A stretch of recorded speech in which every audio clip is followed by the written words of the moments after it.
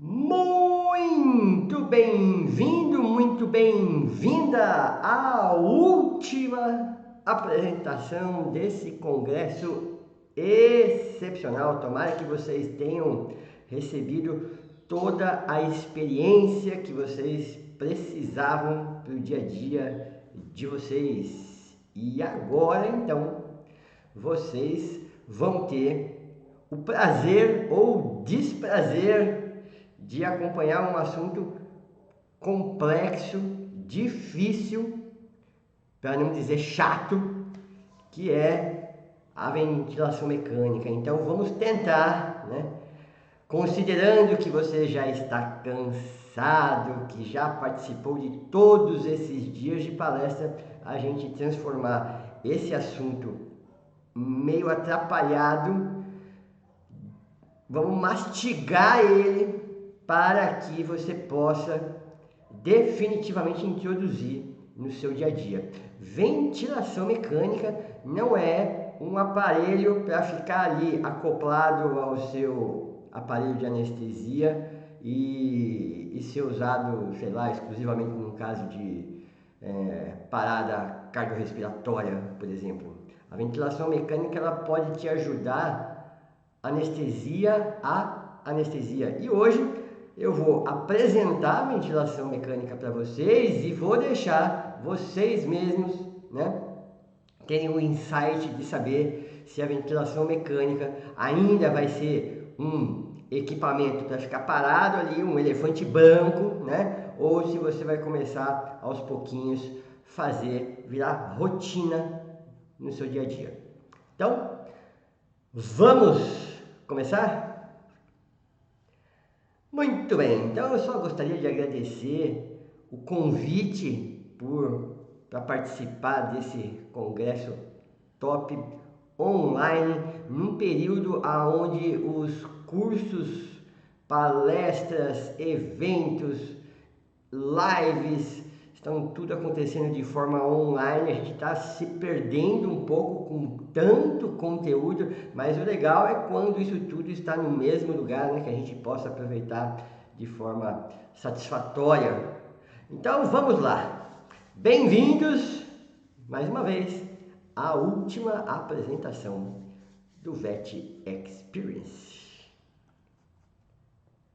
Que abram-se as cortinas para a assustadora ventilação mecânica. Senta, toma o seu copo d'água, seu cafezinho, vamos lá. Se ajeita na cadeira, porque o assunto parece tenso, a situação para usar uma ventilação parece tensa, mas a gente vai tentar fazer de uma forma mais light, mais relaxada. Para quem não me conhece, eu sou Renato Piccolo, sou médico veterinário formado há trocentos anos atrás, já perdi as contas, já estou mais perto da aposentadoria do que do meu ano de formado. Tenho especialização em anestesiologia, tenho mestrado em patologia ambiental e experimental e atualmente eu estou no terço final do meu doutorado. E o que a gente vai ver agora? Bom, claro, para a gente falar de ventilação mecânica, eu tenho que dar aquela recordadinha rápida sobre a anatomia do trato respiratório. Vai ser muito simples, só para você entender o processo do ar entrando até os pulmões. Aí a gente vai falar muito rapidamente sobre a fisiologia da respiração, Afinal de contas, a gente respira para quê? E se a gente vai falar de ventilação, obviamente a gente vai precisar de um paciente entubado, então eu vou te ensinar como você entuba de uma vez por todas no local certo. Vai acabar essa história de intubação em esôfago.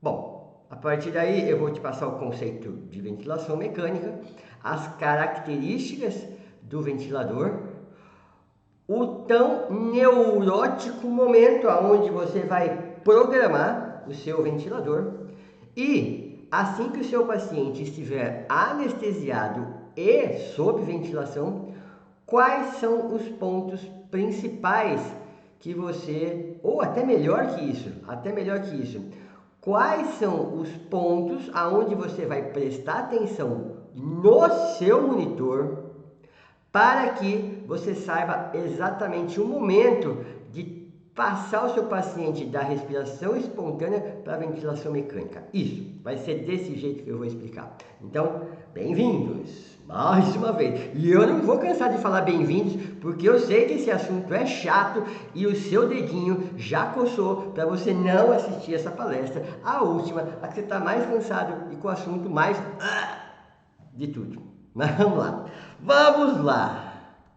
Vamos falar um pouquinho de anatomia do trato respiratório. Muito bem, muito bem, muito bem. Do começo ao final, certo? Então são narinas, cavidades nasais, faringe, laringe, beleza? Narinas, cavidades nasais, faringe e laringe. A laringe é aquela sua visão assim que você abre a boca do seu paciente antes de intubar, né? Você entra com o laringoscópio, abaixa a base da língua e o que você está vendo ali é a laringe, tá? A laringe é o conjunto anatômico que você está visualizando ali. Bom, a partir então de que você expõe a glote, você vai conseguir localizar a traqueia para você fazer a intubação, né? E a partir daí você não vai enxergar mais, mas aí vem mais uma sequência, né, de brônquios, bronquíolos, ducto alveolar, saco alveolar e alvéolos pulmonares. Os alvéolos pulmonares são extremamente importantes para a gente. Ele é a última partezinha, ele é uma bexiguinha que enche e esvazia de ar e ela pode explodir. E aí está o nosso grande problema, né? Se a gente exagerar no volume infundido na ventilação mecânica ou na pressão para estender o pulmão, a gente vai causar problemas sérios nos alvéolos, eles vão realmente estourar, eles não vão ser substituídos, né? Vai gerar uma hemorragia e você pode perder o seu paciente se você não souber fazer a ventilação mecânica de forma correta.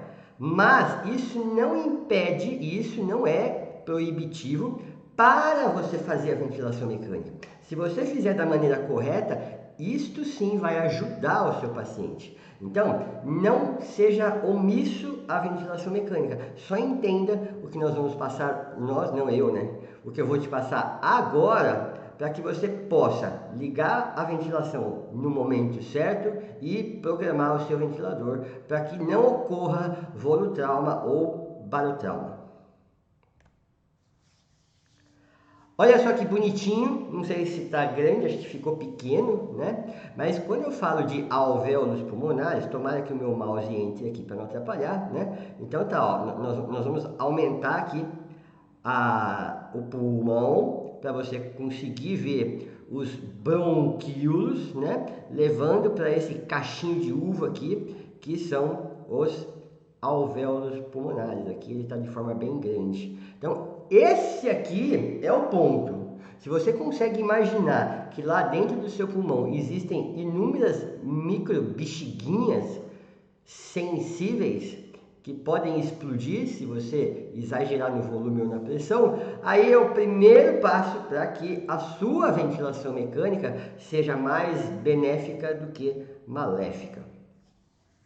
Vamos lá, vamos lá. Vamos falar um pouquinho de fisiologia da respiração. Olha só, eu tive a paciência de colocar, eu acho que eu não esqueci nenhum termo, né? Mas aqueles termos que a gente aprende lá na faculdade, depois a gente esquece e de vez em quando a gente quer dar uma de sabido e a gente usa um termo no meio de uma frase e o que eu queria com esses termos? Só recobrar a memória de vocês, né? Porque às vezes a gente usa um termo que quer dizer uma coisa para falar outra coisa. E às vezes a gente fala muitas vezes, inclusive um termo que eu já vou mostrar, acho que no próximo slide, se não me engano, um termo que quase todo mundo usa e está falando de forma errada. Então, só para relembrar, né? Quando você tem uma respiração normal, né? A gente tem uma eupneia. Bom, a gente fala muito em apneia, certo? Que é a parada respiratória. Isso é super comum acontecer no meio de uma anestesia por N fatores, a começar lá pela temida infusão, o bônus inicial do Propofol, que vira e mexe, faz aquela apneia de indução, né? Bom, quando o seu paciente tem dificuldade para respirar, então ele está dispneico. E quando a frequência e a profundidade estão aumentados, é a hiperpneia, né? Que muitas vezes a gente se confunde com polipneia, que é a respiração parecida à respiração do cansaço, por exemplo, né? Rápida e ofegante. Bom, nós temos também taquipneia e bradipneia, que tem a ver com a velocidade, né? Um é mais rápido, o outro é mais lento. E finalizamos com hipopneia, que é a frequência diminuída, frequência e a profundidade diminuída. Aqui está então o grande erro que eu ouço muito o pessoal falar, que é a hipóxia. A gente fala muito em hipóxia.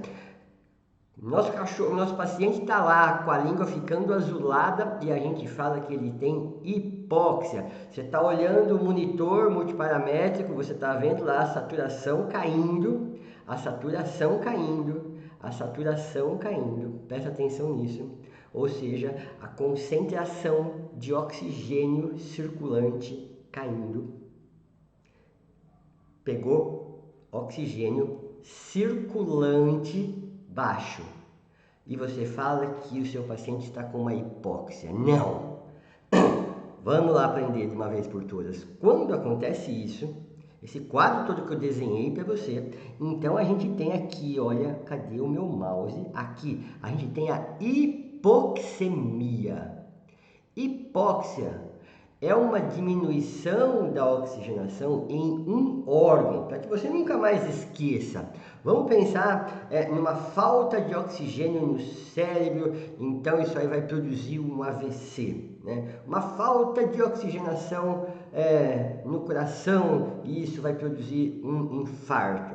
Ou seja, isto é uma hipóxia. Agora, o seu paciente respirando, né? As hemácias pegando as moléculas de oxigênio lá no pulmão, caminhando pelo seu corpo todo e levando esse oxigênio até lá, a pontinha do dedão do pé. Se não chegar legal até lá, essas hemácias carregando as moléculas de oxigênio, ali então você vai ter uma hipoxemia. Então, quando você está anestesiando e você vê uma hipóxia, na verdade você está vendo errado. Né? Se você está vendo, você está vendo uma hipoxemia. Isso é o que eu gostaria de deixar bem claro aqui, um erro técnico, né? Nosso de trocar a nomenclatura das coisas. Bom, outra coisa que a gente costuma falar, né, é em hipoxemia, hipercapnia e hipocapnia. A hipercapnia e a hipocapnia a gente vai ver com muita frequência o pessoal aí que já tem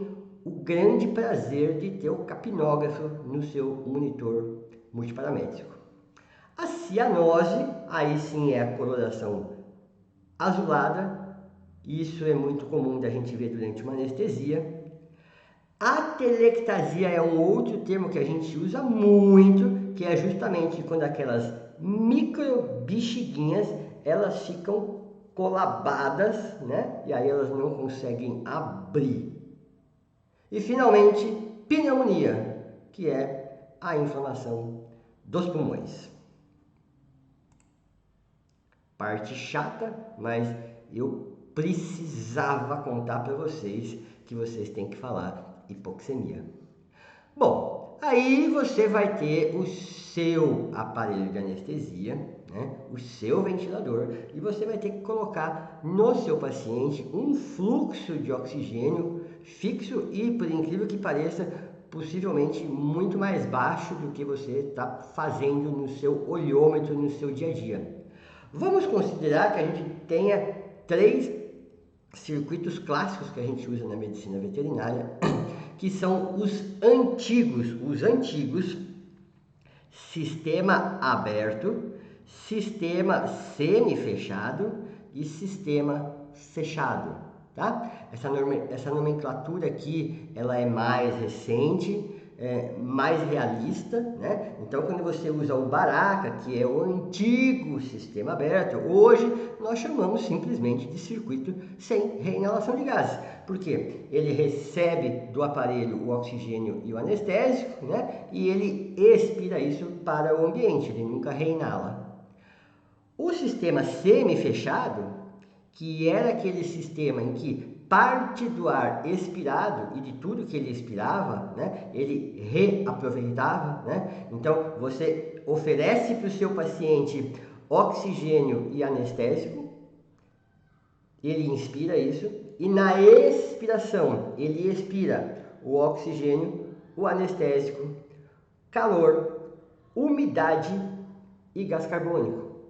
E isso aí iria passar ali pelo circuito, pelo sistema semi-aberto, semi-fechado, uma parte ia ser eliminada para o ambiente, uma outra parte ia ser reaproveitada, misturada com oxigênio e anestésico novo, né? Então, ou seja, claro que para isso tem que passar por esse circuito, tem que passar pela calçodada, certo? Porque quando o seu paciente elimina, né, expira calor, umidade, oxigênio, gás carbônico e anestésico, o gás carbônico ele não vai poder reaproveitar, né? A gente vai ter que reter esse gás carbônico em alguma parte do circuito, então ele vai passar pela calçodada, a calçodada vai liberar esses outros 4 elementos e vai segurar o gás carbônico.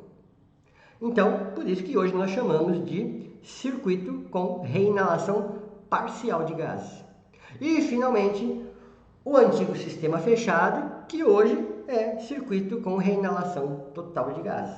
Bom, do aberto para o semi-fechado e para o fechado, obviamente você sabe que se ele é aberto, você vai ter que usar um fluxo de oxigênio maior, né? E quando ele é fechado, não tem perda praticamente nenhuma de gás, então o fluxo de oxigênio é menor. Então, como é que você regula ali o seu fluxômetro? Muito bem, primeiro você vai decidir qual é o circuito que você vai usar. Sem reinalação de gases, com reinalação parcial de gases ou com reinalação total de gases.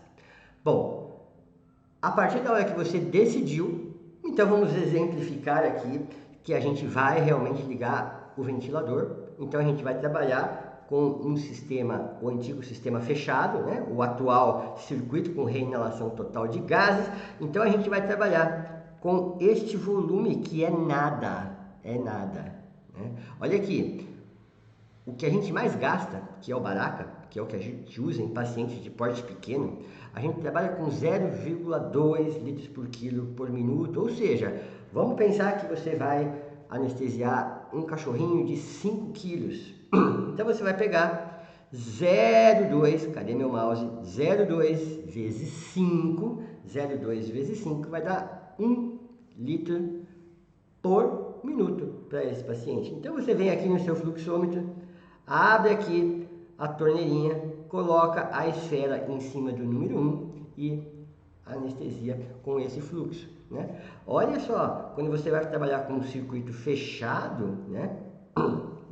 O sistema fechado, o antigo sistema fechado, o volume é muito baixo, porque não tem escape de ar. E aí vai acontecer o quê? Você vai reparar que se você fizer esse cálculo, vai dar tão pouquinho que você nem vai conseguir regular a sua esfera ali no fluxômetro. Então, o que eu te recomendo para o dia a dia, né, para o mundo real, qualquer conta que você faça em qualquer circuito desse, que dê menos de meio litro por minuto. Você pode colocar a esfera em meio litro por minuto, vai ser suficiente, tá? E você vai conseguir controlar esse fluxo, tá bom? Vamos lá. E volume? Eu fiz uma tabelinha para que visualmente a gente nunca mais esqueça. Então, você tem 3 coisas que você precisa saber quando você vai ventilar. O primeiro é o volume minuto. O que é o volume minuto? É a quantidade total de ar que entra nas vias respiratórias em 1 minuto. Quanto que entra? X. Como é que a gente sabe, como é que a gente calcula o volume minuto? Bom, para isso você precisa de mais 2 fatores. Você precisa da frequência respiratória desse teu paciente, ou seja, a quantidade de ciclos respiratórios que o seu paciente faz em 1 minuto. Então ele teve 20 respirações por minuto. Muito interessante. Multiplicado pelo volume de ar de cada ciclo respiratório. Por exemplo, 8 ml por quilo. Então você vai pegar o volume corrente e multiplicar pela frequência respiratória e aí então você tem o seu volume minuto. Muito bem! Agora, outro fator impeditivo para a gente fazer anestesia inalatória ou oxigenar o nosso paciente, porque vai precisar entubar e eu nunca consigo entubar, apesar de eu ter aprendido na faculdade que era uma coisa muito fácil, né? Ora, vamos lá então. Eu vou te mostrar 2 fatores muito importantes para que você calcule de forma muito precisa o tamanho do seu tubo traqueal que você vai usar para entubar o seu paciente e qual o circuito que você vai usar, sem reinalação de gás, com reinalação parcial de gás ou com reinalação total de gás. Para isso eu apresento para vocês um cara que eu não sei como é que fala o nome dele, Pozelli, enfim, se você souber, me corrija por gentileza, porque eu vou ter muito prazer em saber como é que fala o nome deste cara. Esse cara ele inventou uma formulazinha, né? A fórmula da resistência. E essa fórmula que você não precisa decorar, você não precisa entender e você nunca mais vai precisar lembrar dela, mas você vai ter que ter na sua cabeça de hoje para frente o resultado que isso aí vai passar para a gente, tá bom? Bom, eu só vou lembrar vocês do seguinte, o N, mouse me ajude, o N, que é o coeficiente de viscosidade, eu não vou usar na fórmula, tá? Até porque a gente vai estar falando do circuito anestésico e de ar, ou seja, uma coisa só. Então isso aí vai ser uma constante pra gente. Eu não estou querendo trabalhar com, por exemplo, ar e água, ou água e óleo, alguma coisa onde a viscosidade vai ser diferente. O que me interessa mesmo, né, é o comprimento do nosso circuito, isso sim, e o raio do nosso tubo traqueal, tá bom? Então, deixa eu assustar vocês um pouquinho com conta, mas não precisem se preocupar mais uma vez, né? Afinal de contas, veterinários odeiam matemática, eles só esquecem que tem muita matemática na medicina. Mas não se assustem com nada disso. Vamos ao resultado final. Então, o que eu fiz aqui? Né? Eu peguei um Baraka, que é um circuito sem reinalação de gases de simples 30 centímetros, né? Então, eu vou comparar aqui para vocês um circuito sem reinalação de gases com um circuito com reinalação parcial de gases. Então eu vou pegar o baraca de 30 centímetros, vou jogar na fórmula.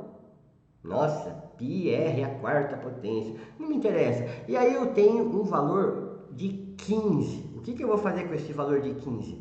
Eu vou comparar com o resultado da mesma fórmula quando a gente usa um circuito com reinalação parcial de gás ou um circuito semi-fechado. Então a gente vai pegar aquelas duas traqueias grandes que vão no aparelho, né? Cada uma delas mede 1,26 m, né? Então, como são duas traqueias, eu vou multiplicar isso por 2 e aí eu vou ter esse resultado aqui. O que eu vou fazer agora?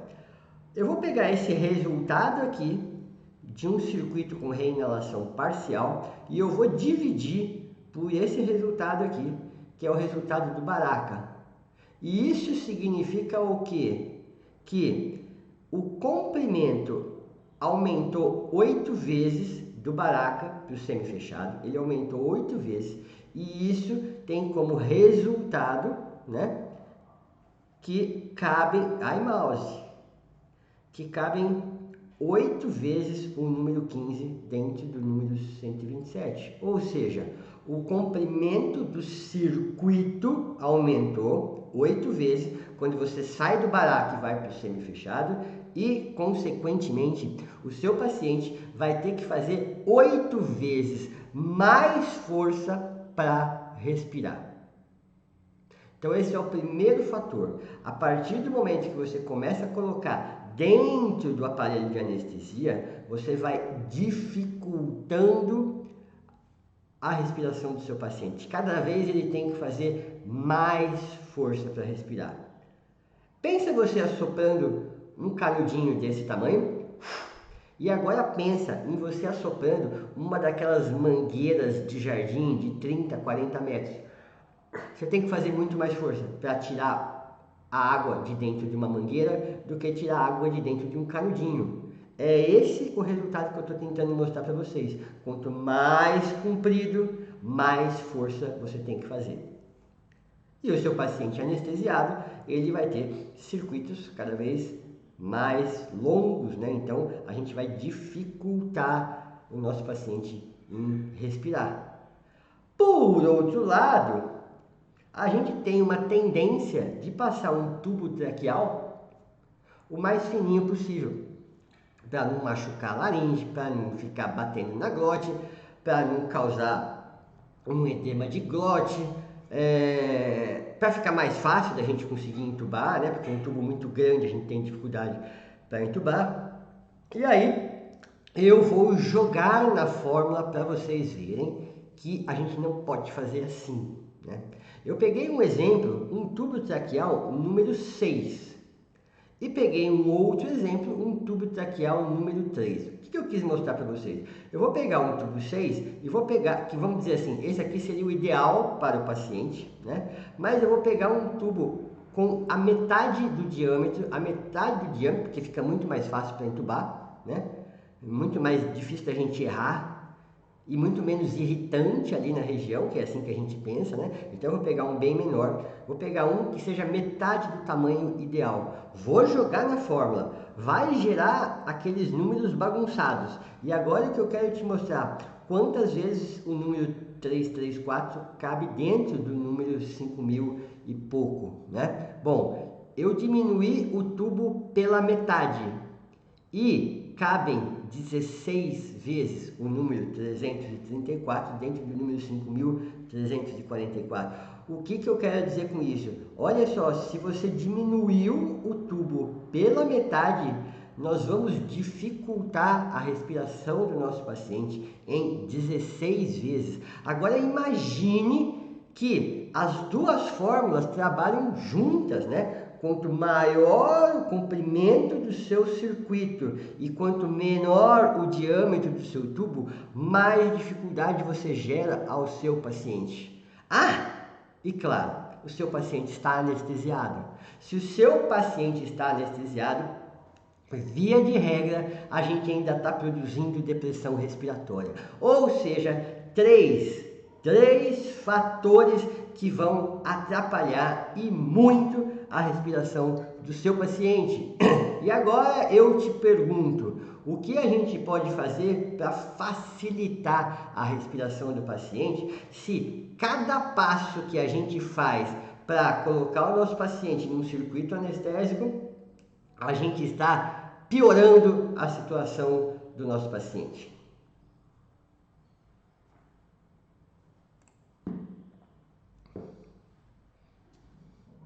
Aí você vai me falar assim, Renato, será que se eu ventilar o meu paciente eu ajudo ele a respirar? Pois é, vamos plantar essa sementinha aí na sua cabeça e a gente vai batendo papo aí até o final desta apresentação. O que a gente tem na nossa mão hoje para fazer a intubação? Você tem um tubo orotraqueal tradicional que você já deve ter visto por aí, né? Com o cuff. E você tem uma máscara laríngea. A máscara laríngea a gente usa em pacientes que a gente tem bastante dificuldade respiratória. Não há necessidade de você colocar ela dentro da traqueia, porque ela tem um formato aonde ela consegue obstruir com essa pontinha aqui o esôfago, né? Então ela vai ficar nesse formato aqui, ó. Essa pontinha aqui bate no esôfago e aí a respiração vem aqui por fora. Então, espécies como, por exemplo, deixa eu pensar aqui, coelho que é bem difícil da gente intubar, porquinho da Índia, né? A gente pode pensar em máscara laríngea. E agora eu vou mostrar por que a gente sempre não, né? Mas por que a gente intuba errado? Então vamos lá. Você vai pegar um laringoscópio, vai lá na base da língua e vai abaixar a língua. Quando você abaixa a língua, a glote expõe para você, a glote abre. Então vamos lá. Aqui é o laringoscópio, né? Eu estou abaixando a base da língua e por causa desse frênulozinho aqui, a glote, então, ela expõe. E na hora que ela expõe, a gente enxerga aqui tudo, a laringe, né? E o que a gente está vendo aqui? A gente está vendo um buraquinho no meio, que é a traqueia. A gente está vendo aqui as aritenoides, que são aquelas portinhas que abrem e fecham, né? Na expiração e na inspiração. E aqui, você está vendo mais um buraquinho e mais um buraquinho, que na verdade não é mais dois buraquinhos. É porque a gente vê a traqueia e aqui em cima é o esôfago, né? Só que o esôfago, ele normalmente está ocluído pelo palato. Então você não está enxergando o esôfago. Então quando você abaixa a língua, você enxerga isso aqui tudo, né? E aí você vem com o tubo traqueal aqui e enfia lá dentro. E aí está o grande problema. Tudo, sem exceção, que você enfia garganta abaixo, vai para o esôfago. A nossa anatomia, ela está pronta para tudo ir para o esôfago. Olha só, eu vou te dar um exemplo. Ó, vou beber uma água. Você acha que eu precisei parar para pensar assim, nossa, peraí, ai, foi pro pulmão? Não, nunca, né? Não, eu tenho que abrir e fechar uma portinha aqui dentro? Não, nunca, né? E o tempo todo que eu estou aqui batendo papo com você, eu também estou respirando. E a cada vez que eu inspiro, eu também não estou pensando, ai, peraí, a minha glote tem que ir para onde? Ah, a minha retinóide tem que estar abrindo, tem que estar fechando. Não, essas coisas são automáticas, né? O ar vai para o pulmão e todo o resto, todas as vezes que você engoliu saliva aí, que você está conversando comigo, foi para o estômago. Então, o que eu quero dizer com isso? O tubo é uma coisa, né?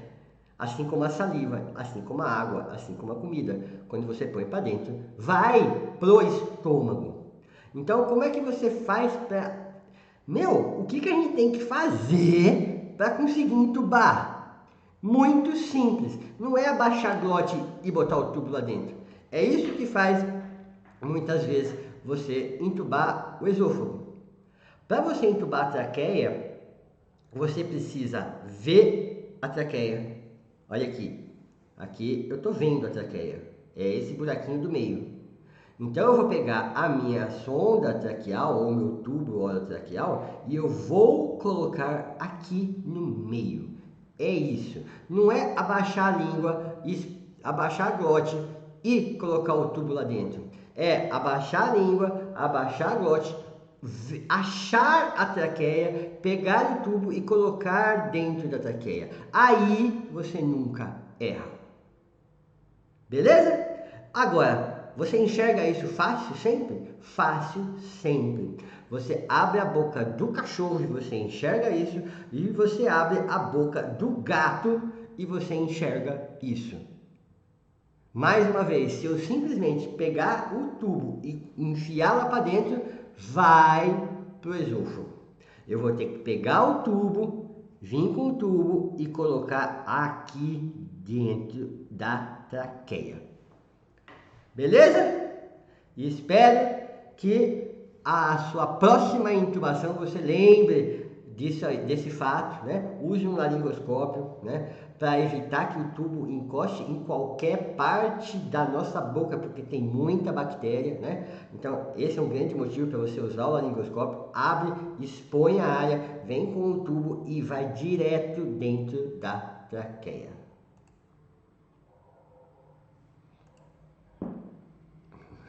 Toda vez que a gente fala o que é alguma coisa, vem na nossa cabeça aquela coisa chata de conceito, né? Que eu também odeio o conceito, mas enfim, sem conceitos a gente não consegue dar um passo adiante. Mas eu prometo para vocês que eu vou só dar um exemplozinho muito sutil para que não fique muito chata essa aula de ventilação mecânica.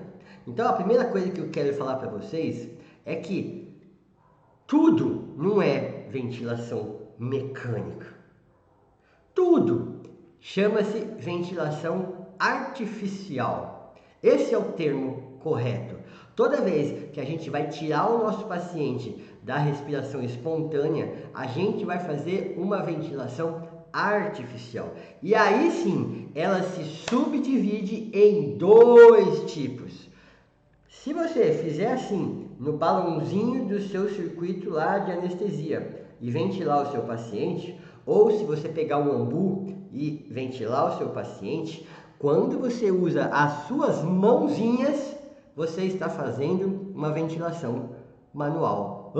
Agora ficou óbvio, né? Mas a gente nunca parou para pensar que então, uma coisa é ventilação manual e a outra coisa é quando você vai lá atrás do seu aparelho de anestesia e aperta o botãozinho para ele fazer a ventilação mecânica. Então, usou a mão é manual, usou a energia é mecânica. Tudo é ventilação artificial. Beleza? A gente usa o termo genérico ventilação mecânica, né? Até por isso que eu coloquei no título da palestra ventilação mecânica, porque se eu colocasse ventilação artificial, aposto que muita gente ia ficar viajando, pensando, meu Deus, o que é esse negócio de ventilação artificial? Aí na hora que eu coloco ventilação mecânica, pronto, você já está de novo no planeta Terra, você sabe do que eu estou falando. Bom, vamos começar então? Pega o hemograma e dá uma olhada na hemoglobina. Se a hemoglobina estiver baixa, significa que a oxigenação está baixa. Por quê? A hemoglobina ela vai passar aqui no nosso pulmão, vai pegar o oxigênio e vai levar para o corpo inteiro. Pá, pá, pá, pá. Cada vez que a hemoglobina passa aqui, ela pega 4 moléculas de oxigênio e vai andando com as 4 moléculas. Se ela estiver andando com as 4 moléculas, eu posso dizer que ela está saturada, ela está cheia de oxigênio, beleza? Agora, quando eu vou usar o oxímetro de pulso, né, na ponta do dedo, por exemplo, e em cães e gatos a gente gosta muito de usar em mucosa que pega melhor, né, tipo língua. O que a gente está vendo? A gente está medindo se o oxigênio está chegando na extremidade, né? Qualquer extremidade. Oxímetro de pulso sempre tem que ficar na extremidade, né? Bom, chegou o oxigênio lá? Chegou. Como é que ele sabe que chegou? Porque ele vê todas as hemoglobinas que estão passando ali, se elas estão chegando, carregando as 4 moléculas de oxigênio. Pá, pá, pá, pá. Sim, 100% de saturação. O que quer dizer um paciente com 100% de saturação? Quer dizer que 100% das hemoglobinas, ele não está contando quantas hemoglobinas estão passando, certo? Ele só está contando que todas elas estão passando com as 4 moléculas de oxigênio. Ah, o meu paciente está marcando lá 96% de saturação, ou seja, a cada 100 hemoglobinas que estão passando, 96 estão passando saturadas, enquanto 4% não estão passando saturadas. Beleza? Aonde que tem o grande risco? Abaixo de 85%. Mas isso a gente vai falar mais pra frente. E aí? Que hora que você vai apertar aquele botãozinho para ligar a ventilação mecânica? Às 3 da tarde? Às 9 da manhã? Não. Você vai ligar a ventilação mecânica toda vez que o seu paciente não respira. Claro! Se ele não respira, você vai ter que ventilar. Ah, mas eu posso ventilar manualmente? Pode. É uma ventilação? É a ventilação artificial. Pode ser manual e pode ser mecânica, certo? Mas quando é que você liga? Assim que o seu paciente para de respirar. Fez a apneia, ventila. Beleza? Agora tem um outro momento, que aí vem aquela fórmula xarope lá do Porzelli, que eu mostrei para vocês, que vai dificultar, né, o circuito todo anestésico, ele vai dificultar o seu paciente de respirar. E aí ele vai estar respirando, parece coisa de telemarketing, né? O senhor vai estar respirando? Não. Ele vai... Ah, caramba, mas é pior que eu não sei falar de outro jeito. Enfim, o seu paciente respira espontaneamente, inspira,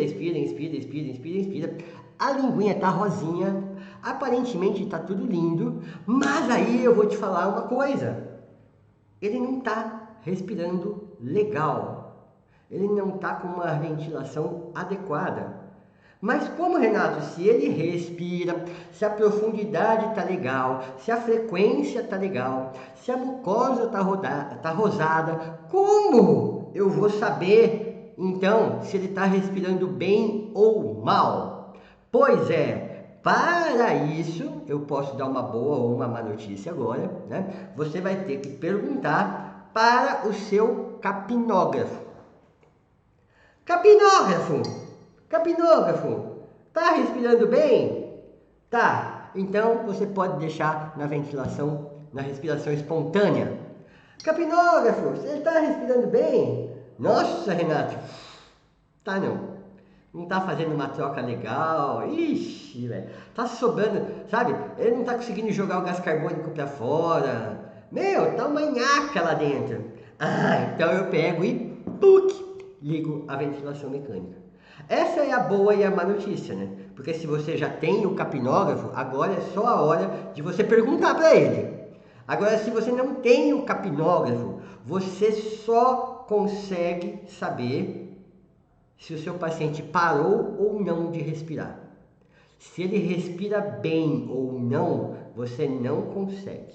E aí você vai me falar assim, meu Deus, eu preciso comprar esse negócio. Precisa. Vou até mais longe.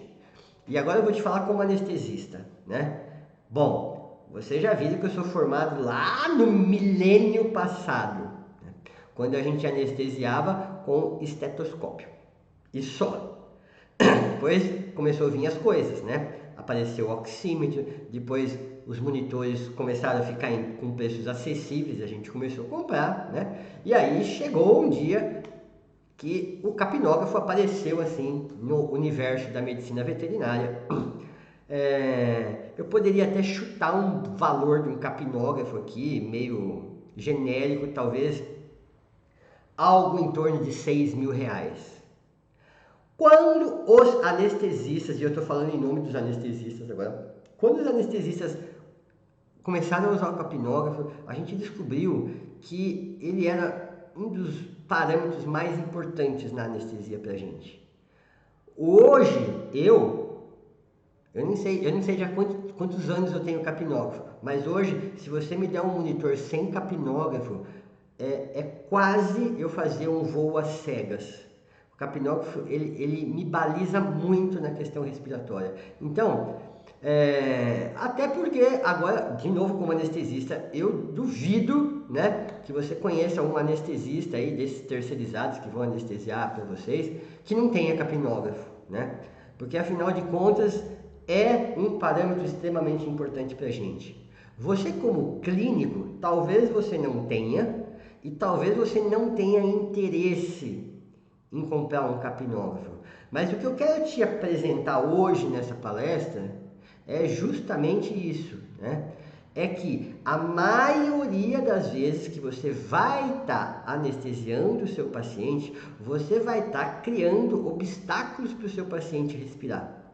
E você pode ajudar o seu paciente ventilando. E o melhor de tudo é que eu posso te falar exatamente a hora que você vai ligar o ventilador. Mas para isso você vai ter que investir num capnógrafo. Bom, como aqui eu não estou para te vender um capnógrafo, a gente vai para o próximo slide, né? O que eu estou aqui é para te vender uma ideia. Então essa ideia eu espero que você compre, essa ideia é de graça. Bom, alguns momentos a gente vai ter que ventilar. Então, quando aparecer a hipoxemia, viu? Hipoxemia, esse é o termo. Saturação começa a baixar, e então como é que você reverte isso? Ventilando. Para isso você está usando um oxímetro de pulso, tá? Reverter a hipercapnia. O que é a hipercapnia? A hipercapnia nada mais é do que o seu paciente começar a ter muito gás carbônico dentro dele, né? Então, quando ele faz o processo respiratório, né, ele capta o oxigênio e elimina o gás carbônico. Agora, ele não está eliminando o gás carbônico. Quem é o cara que vai falar isso pra gente? Capnógrafo. Reverter ou prevenir atelectasias, lembra? A tal da microbexiguinha, ela cola. Como assim ela cola? Ó, vou te dar um exemplo. Pega uma bexiga de aniversário, balãozinho. Bexiga ou balão, né? Como eu sou paulista, eu falo bexiga. Sei lá. Bexiga, beleza? Agora vamos fazer o seguinte. Joga água dentro dessa bexiga, joga a água fora, tá tudo molhado lá dentro, certo? Esmaga essa bexiguinha. Quando você abre a sua mão, a bexiga lá não está toda colada? Pois isso é a atelectasia. Beleza? Mais ou menos. Bom, permitir... então é aí que eu te falo. Como é que a gente descola essa bexiguinha, que ela está toda colada? Fazendo ventilação. Beleza? Agora eu me perdi aqui. Curarização. Muitas vezes, não é muitas vezes, de vez em quando, né, a gente vai ter que usar bloqueador neuromuscular, certo? Algumas cirurgias nos exigem o uso de bloqueadores neuromusculares. E aí, quando a gente usa um bloqueador neuromuscular, você se lembra, pelo menos da época da faculdade, que o pulmão vai parar de trabalhar. Se o pulmão vai parar de trabalhar, você vai ter que ventilar. Então, por exemplo, quer um exemplo muito clássico? Um oftalmologista vai fazer uma cirurgia de catarata, tá? Então, quando você anestesia o seu paciente, você tá lá, já fiz um curso, já fiz... cara, depois o pessoal do Vet Experience vai ter que me permitir para eu fazer uma divulgaçãozinha aí de alguns cursos aí, tá bom? Mas enfim, aí você fez um curso lá com a UNA, fez um curso de anestesia com a UNA, vai lá, todo, faz lá, MPA, indução, papapá, e aí o que vai ter, né? Plano de Guedel, e o seu paciente tem rotação de globo. Meu, tá lindo, tá inconsciente. Aí você fala assim, pode começar a cirurgia. E aí o oftalmologista vai pensar assim, caceta, velho, o olho virou, e agora? Eu ia fazer a catarata? Como é que eu vou fazer a catarata agora? Eu precisava do olho centralizado. Aí você vai me falar assim, como é que eu faço isso? Se você fizer um bloqueio neuromuscular, você consegue centralizar o globo para o oftalmologista trabalhar. Um exemplo, né? Redução de pressão intracraniana, isso pode ser necessário em alguns procedimentos cirúrgicos, né? E estabilização torácica, olha só, pensa, quebrou uma costela, perfuração de tórax, hérnia diafragmática, são tantos exemplos que a gente pode dar que vai destruir toda a fisiologia respiratória do seu paciente. Então você inicia uma ventilação mecânica e você consegue estabilizar isso tudo.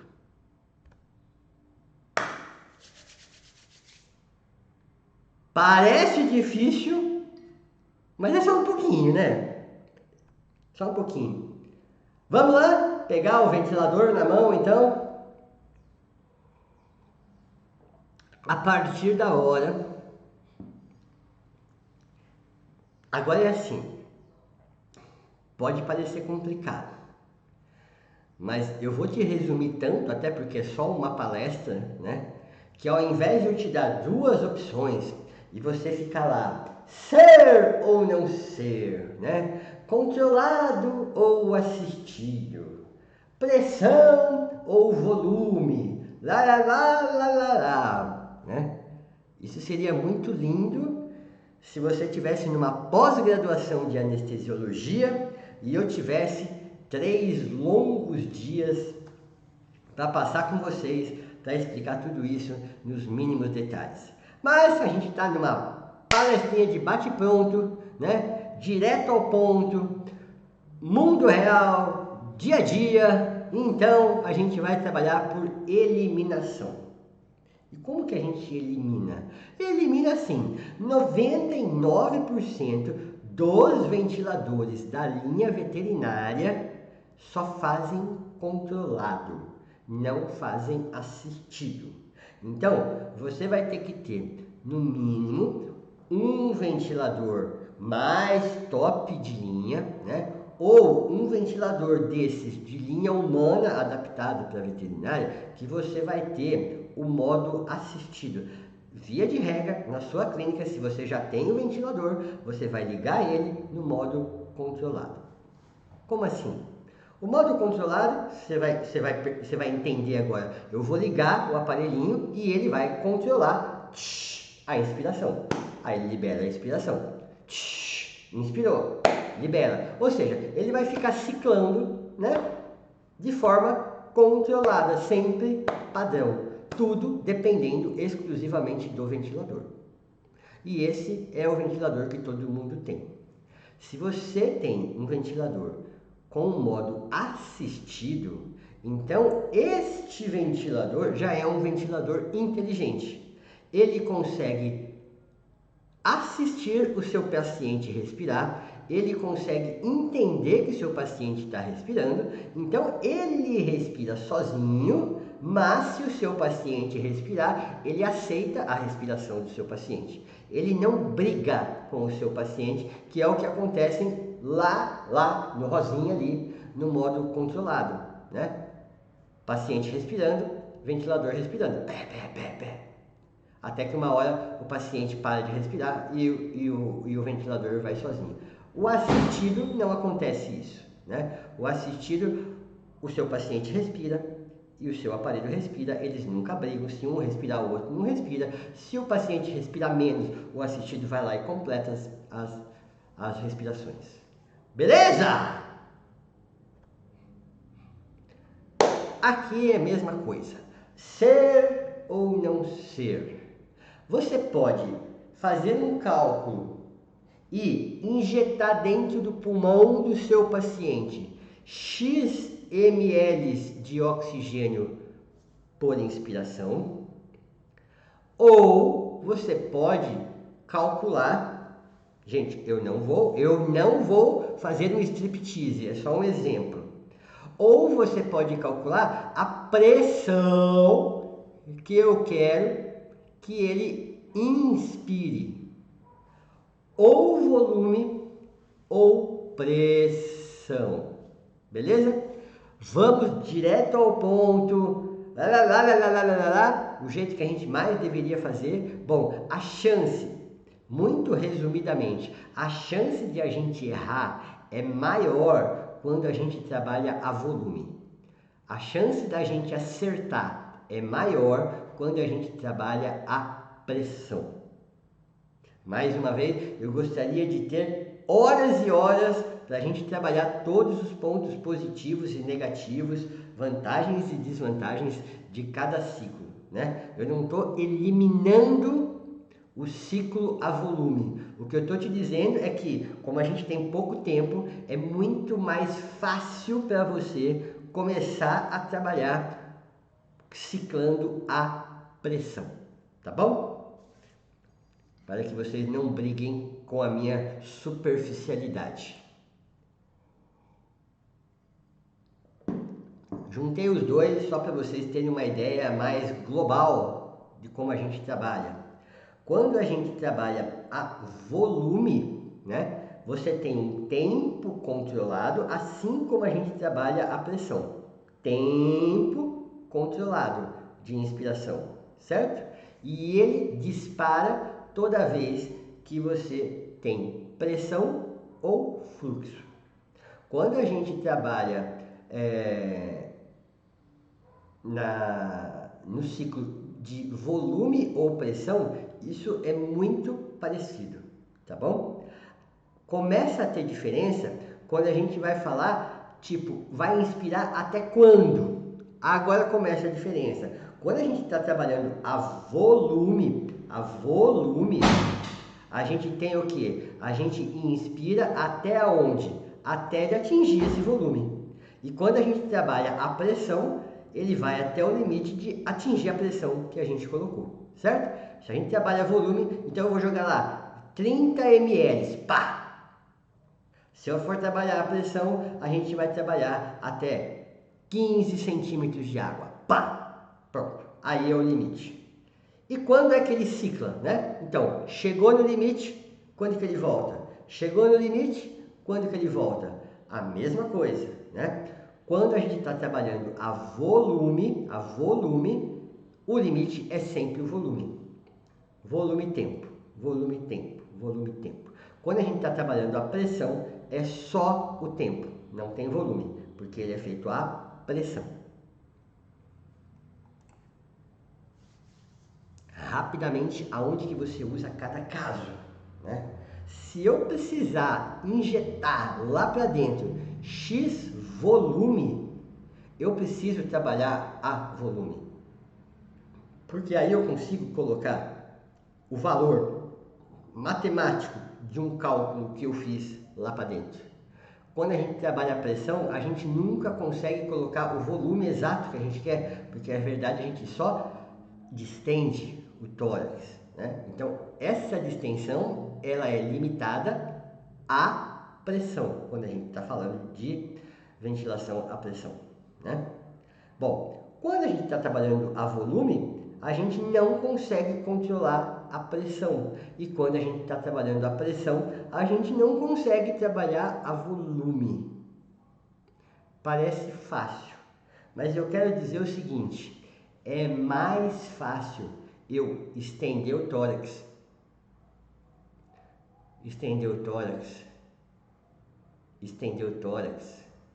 do que eu começar a fazer cálculos de quanto eu posso jogar de volume lá dentro. Por quê? Eu estou enxergando o meu pulmão? Não estou enxergando o meu pulmão. Eu sei o tamanho real do meu pulmão? Eu não sei o tamanho real do meu pulmão. Vou até dizer mais. Pensa num paciente obeso e num paciente caquético. A gente consegue calcular o tamanho do pulmão pelo peso do paciente? Se ele tiver um peso normal, sim, mas se ele tiver sobrepeso, como é que a gente vai calcular? Eu sei o volume por peso em média, Mas eu não sei, por exemplo, se ele tem uma metástase pulmonar e ele só tem meio pulmão eficiente. Então a chance de eu fazer o que a gente chama de volutrauma é muito grande. Já a pressão não, eu vou estender essa pressão. Imagina só o seguinte, passa uma venda no seu olho, você não está mais enxergando. Eu vou te dar uma bexiguinha de aniversário, certo? Eu vou pedir para você encher ela sem estourar. Então você vai botar na sua boca, você vai começar a soprar e você vai começar a palpar a sua bexiguinha, né? Se for uma bexiguinha pequenininha, a pressão vai ser essa. Se for uma bexiga daquelas grandona, você vai encher, encher, encher. Quando atingir uma certa pressão, você para de assoprar, né? Ou seja, a pressão é mais fácil de você não errar. Independente do tamanho do pulmão, independente do tamanho do seu paciente, independente do tamanho da bexiga, né? Você vai trabalhar com pressão. Por isso que eu te digo que haverá menos erro se você programar o seu aparelho à pressão. Mas mesmo assim você ainda pode errar a pressão. E se você errar a pressão para mais, aí você causa um barotrauma.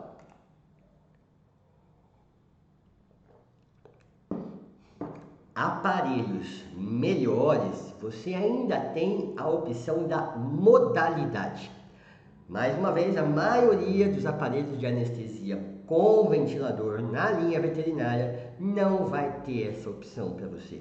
Você pode pular esse slide. Mas se você tiver um aparelho melhor, aí você vai ter pelo menos a opção do PIP.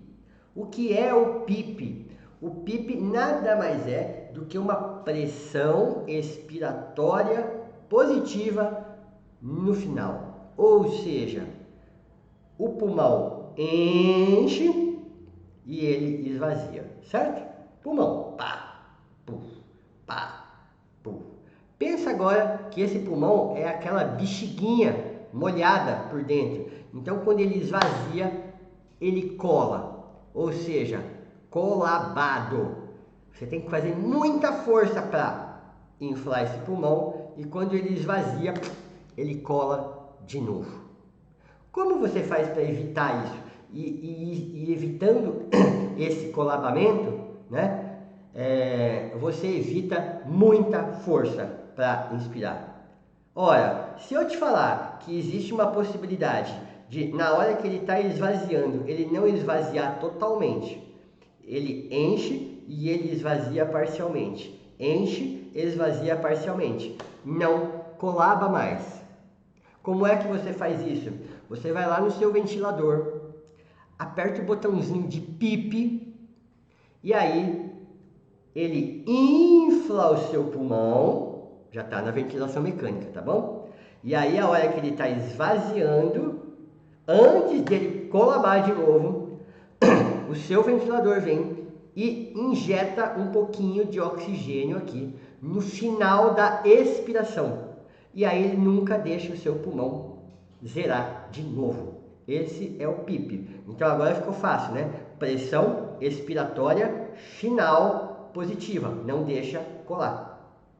Por outro lado, você tem uma outra modalidade chamada CPAP, muito importante, muito utilizada principalmente em pacientes em coma, mas aí você já precisaria ter um aparelho com ventilação assistida. O CPAP ele tem que reconhecer a respiração do seu paciente, porque ele vai ajudar o seu paciente a respirar sincronizado com a respiração espontânea. É muito louco isso. O seu paciente está respirando, mas você está vendo, por exemplo, a saturação de oxigênio lá embaixo. Você está dando oxigênio 100% e ele está mostrando lá no monitor saturação 89, 90, 91. O que está faltando para que esse paciente consiga fazer uma boa troca gasosa? Está precisando ele expandir mais o pulmão. Ele está respirando, mas com pouca profundidade, possivelmente. Então, o que eu precisaria? Eu precisaria que cada vez que ele inspira, ao invés de ficar aquela respiraçãozinha, ele aí você consegue fazer uma boa troca. Como que você vai fazer o pulmão do seu paciente, ao invés de ele ficar assim, ele faça assim? Usando o CPAP. E o que é o CPAP? Pressão inspiratória positiva. Ele é mais ou menos ao contrário do que você estava imaginando do PIP. Agora, na hora que ele inspira, eu vou lá e injeto mais um pouquinho de oxigênio para ele expandir mais. Então, espontânea, ventilado. Espontânea, ventilado. Então, o seu aparelho, ele vai reconhecer a inspiração do seu paciente e na hora que ele inspira, eu vou lá e dou mais uma ajudinha.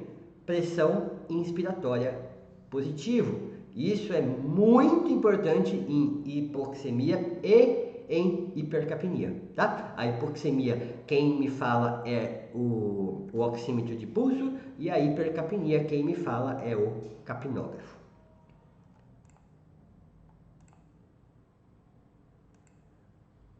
E aí, então, conhecedores agora de todas essas informações, que eu tenho certeza que está bagunçado na sua cabeça, né? Que eu tenho certeza que neste momento você se arrependeu amargamente de não ter anotado tudo. Meu, onde é que eu tava com a cabeça, velho? Última palestra do congresso, esqueci de anotar esse monte de coisa. Mas aí eu tenho uma boa notícia para você. Você tem aí como entrar lá no site do congresso e comprar essas versões gravadas e aí você vai ter isso aí para sempre. Mas o que eu quero dizer para você é o seguinte: a partir do momento que você tem esse conhecimento, agora você vai conseguir programar o seu ventilador. Ventilador. Vamos lá, programar o ventilador. Meu Deus! É isso aí tudo? Então eu vou te dar uma dica. Printa esta tela. Printa esta tela. Eu vou até fazer uma pose lindinha, fofinha. Printa essa tela para você ter para sempre. Depois você imprime isso aí, põe lá do lado do seu ventilador, vai te ajudar pra caramba, tá? Porque se você, é claro, se você tem essa noção toda de ventilação, esses números, eles chegam até a ser lógicos, você não precisaria decorar. Mas eu sei que não é esta a realidade, né? Você vai ter que raciocinar tudo isso que eu te passei nesses últimos 30 e tantos slides para que você possa programar o seu ventilador. E aí eu ainda vou te dizer mais uma má notícia. Olha o que eu escrevi aqui, né? Parâmetros ventilatórios iniciais. Véi, que é isso, inicial? Quer dizer que depois que eu começar vai mudar tudo? Tudo eu não digo, mas que algumas coisas você vai ter que mexer, vai. Então assim, matematicamente, biologicamente falando, esses são os parâmetros basais que você deveria começar, né? Programa desse jeito. E aí você vai acompanhando toda a evolução do seu paciente e você vai adaptando uma ou outra coisa. Começamos pelo volume corrente. Se você for trabalhar a volume, você vai colocar para dentro do seu paciente 6 a 8 ml por quilo. Beleza? Quanto que você vai programar lá a tua frequência respiratória? De 10 a 15 ventilações ou 10 a 15 respirações por minuto. Olha aqui, vamos deixar tudo mais claro.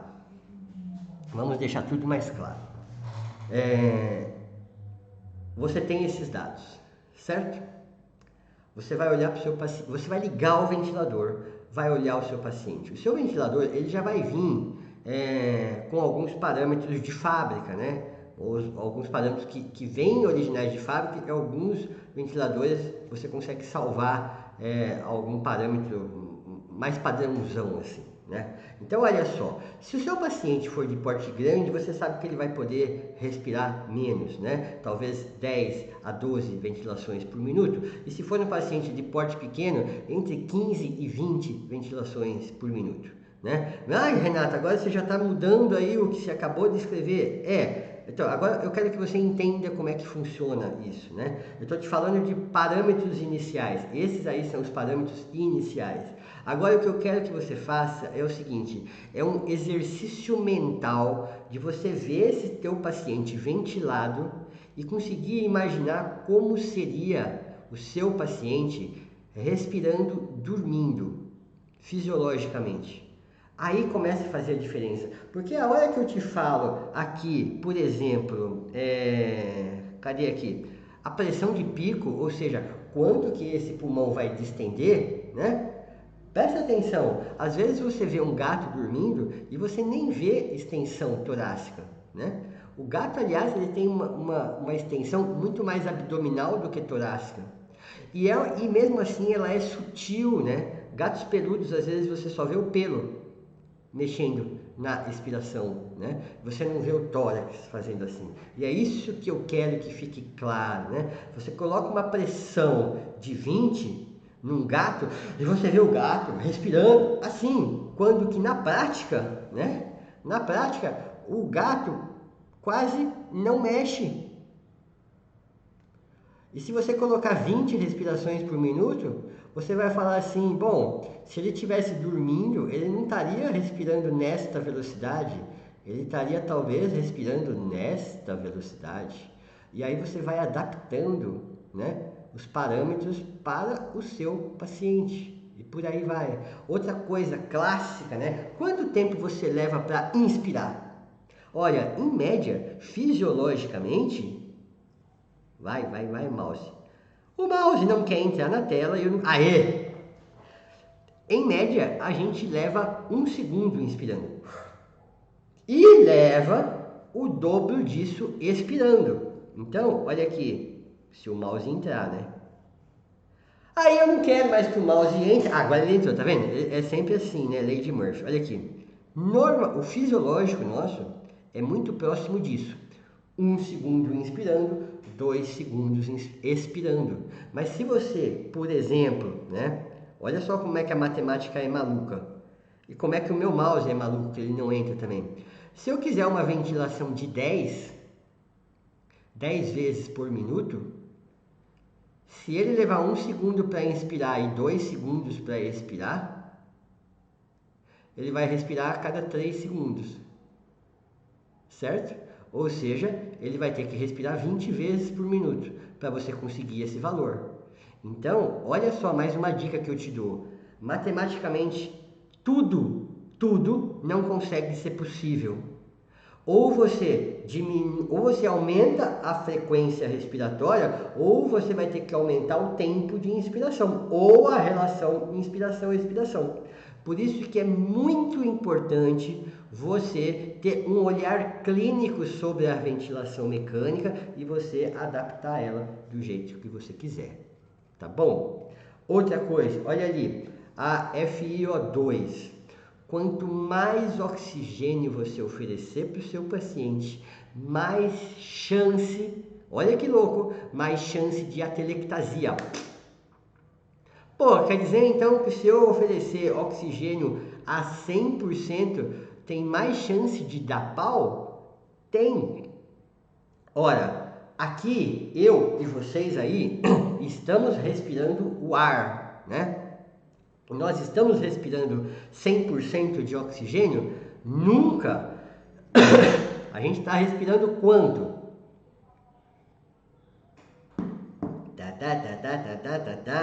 Valendo!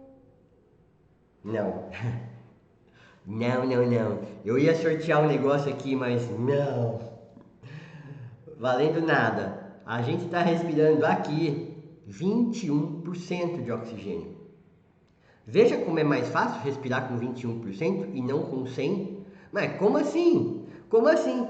Em algum momento aí você começa a se afogar com o ar? Nunca, porque ele está a 21%, mas quando a gente anestesia, a gente joga 100%. Alguns ventiladores você consegue programar isso, e aí você pode trabalhar a 45%, a 70%, ou seja, não precisa trabalhar a 100%, né? O que melhora a condição do seu paciente. Ah, mas o meu aparelho não tem. O seu e o de quase ninguém, né? Então, assim, os aparelhos, os ventiladores padrão, mais uma vez, né? A maioria deles que a gente tem na medicina veterinária não tem algumas características, como o PIC, o PIP. O PIP é um outro fator que muitas vezes o seu ventilador não vai ter, mas ele é legal para não deixar o pulmão esvaziado.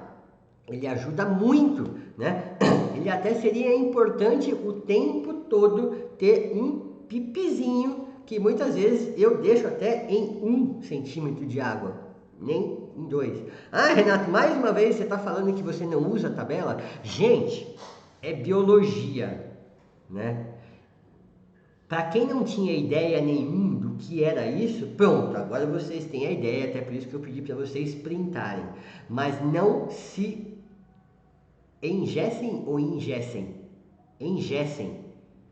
Enfim, não fiquem travados com esses parâmetros, tá? Podem brincar com eles, podem trabalhar com eles, né?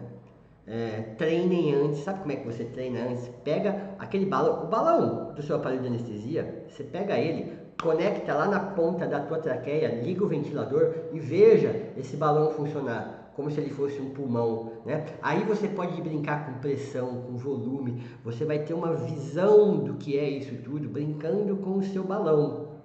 E depois você vai para o seu paciente.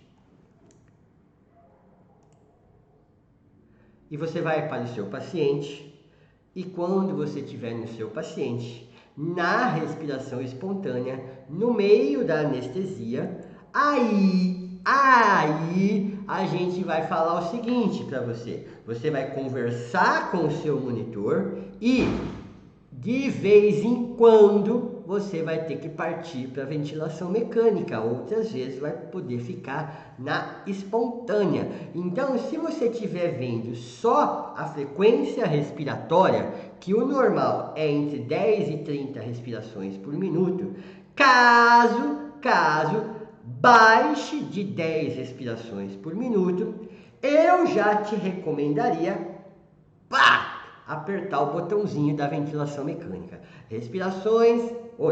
Frequências respiratórias abaixo de 10, já há, né, uma boa intenção de você ligar o seu ventilador, tá bom? Ou seja, a gente vai falar agora de alguns fatores, e toda vez que a gente falar no termo ponto de corte, é aquele momento que a gente vai cortar a respiração espontânea e a gente vai introduzir a ventilação mecânica, beleza? Então, frequência respiratória muito baixa, liga o ventilador e o ventilador respira daí na frequência que você quer. Eu quero que seja 12 por minuto. Parabéns, 12. Se o seu paciente começar a respirar 1 ou 2 vezes por minuto, e você sabe que isso não é muito incomum de acontecer, né? Aprofunda a anestesia, frequência respiratória cai.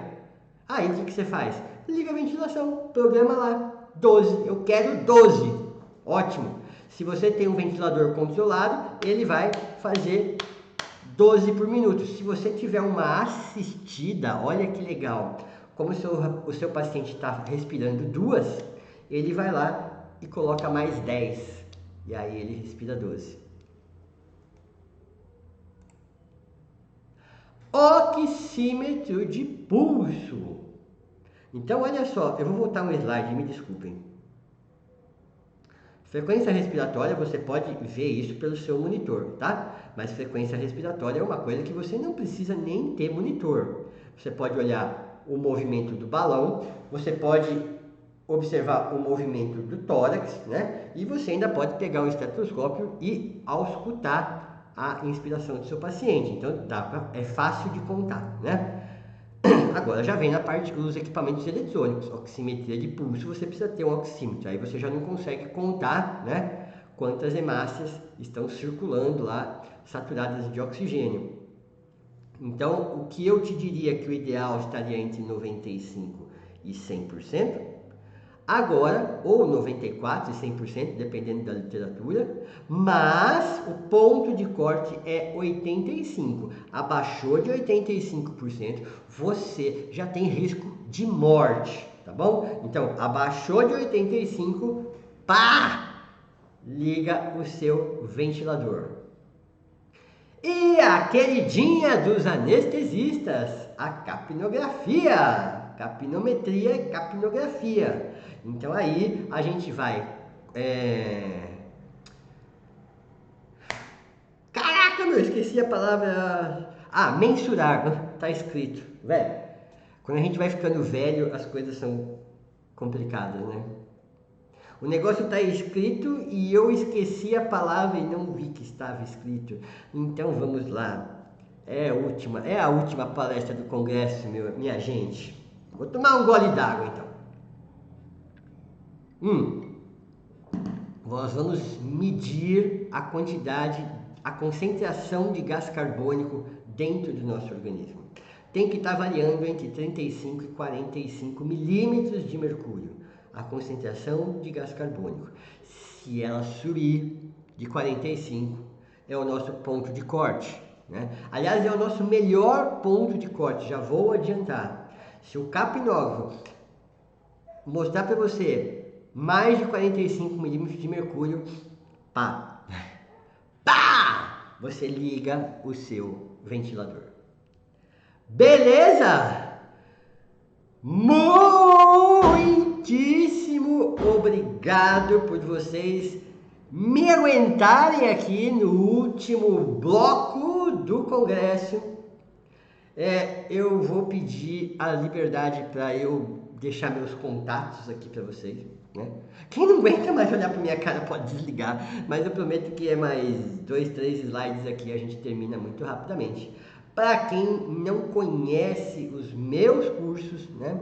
É só acessar o site aí, printa esse site. Você não vai entrar agora, né? E nem hoje você vai entrar, porque já deu, né? Você já assistiu o que precisava assistir. Mas printa essa tela aí e em qualquer outro momento você entra lá. Todos os nossos cursos são voltados para anestesia e intensivismo de cães e gatos. E mais, né? O nosso foco são os clínicos veterinários. Então é para você mesmo. É nessa linguagem simples para você conseguir colocar esses conhecimentos meio atrapalhados que a gente recebe de tudo quanto é lugar no trilho para você conseguir usar no seu dia a dia, né? Se você é das antigas e adora o Facebook, nós estamos lá. Todos os nossos lançamentos de cursos a gente faz por lá. Então entra lá no Facebook, digita Una Cursos e divirta-se.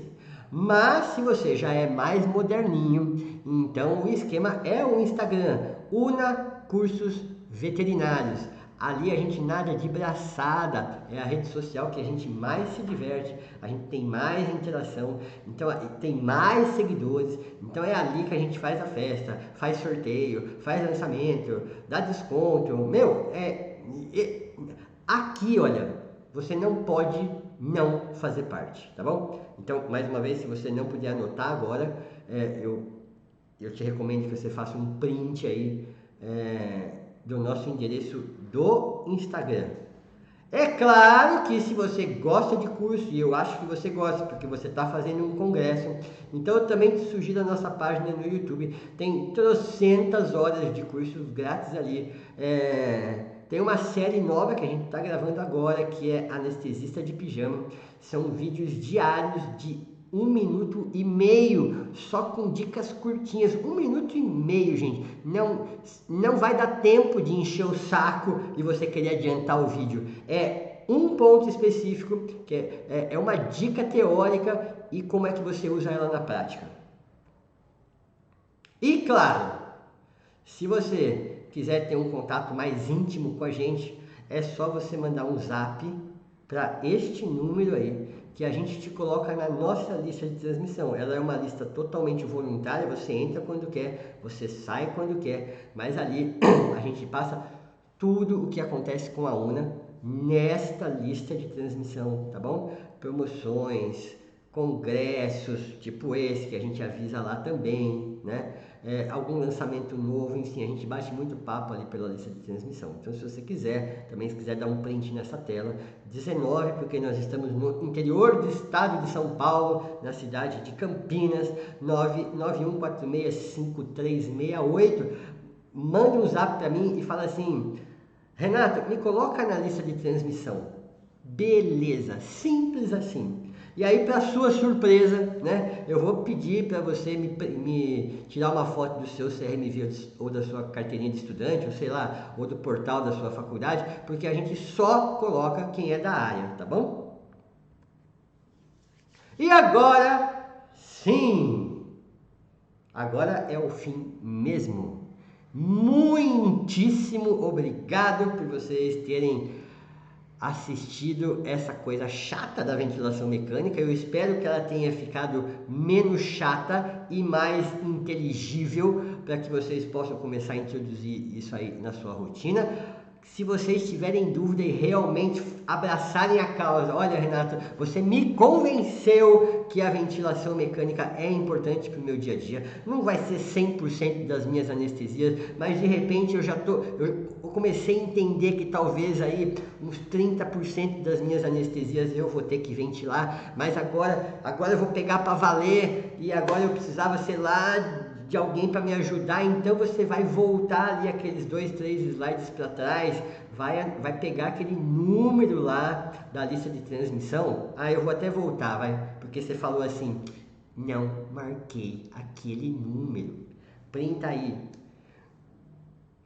Ficou dúvida? Manda aí. Renato, comecei a ventilar. Tamanhaca, tá dando tudo errado, aquele negócio lá não tô entendendo, então vamos lá, a gente bate um papo e a gente coloca os pingos nos is, o trem no trilho, e enfim, é isso aí. Muito obrigado ao Vet Experience pelo convite, né? Foi uma honra eu estar aqui fechando esse ciclo de palestras. Estou muito feliz com isso, muito feliz com a participação de todos vocês. E a gente se vê por aí. Tchau, gente. Valeu. Obrigado. Tchau.